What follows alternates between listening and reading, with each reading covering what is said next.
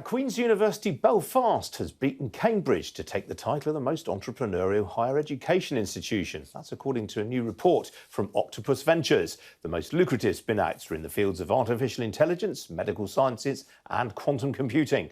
Octopus Ventures says its optimistic investment will continue in these fields despite the pandemic. Well, Simon King, who's the partner and deep tech investor at Octopus Ventures, joins me now. Simon, welcome to you. How have Queen's been so successful in commercialising their research?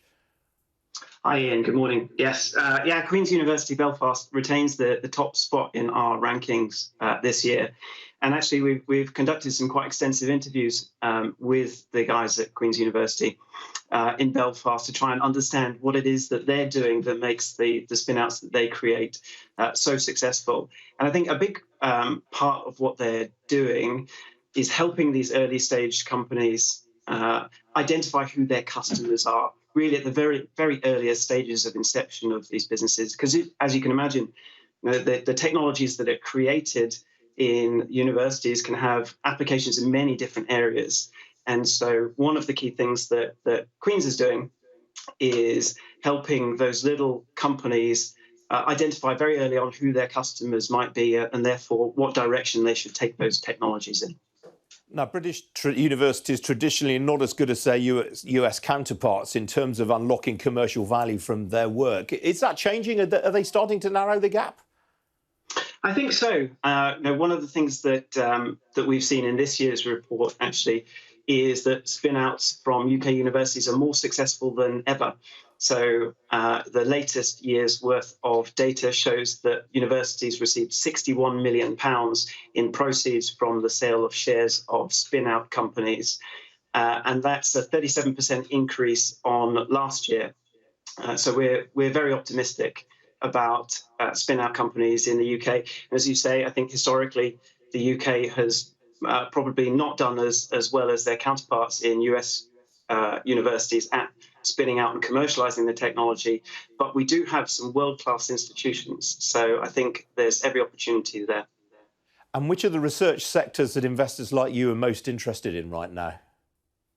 Yeah, I think there's some very interesting ones. As you mentioned, medical sciences, life sciences is one of the areas that the UK really excels. We've seen some fantastic companies from the likes of Oxford Nanopore spun out of Oxford University, through to businesses like Exscientia, which is a spin out from the University of Dundee, which has made it into the top 5 in our ranking this year.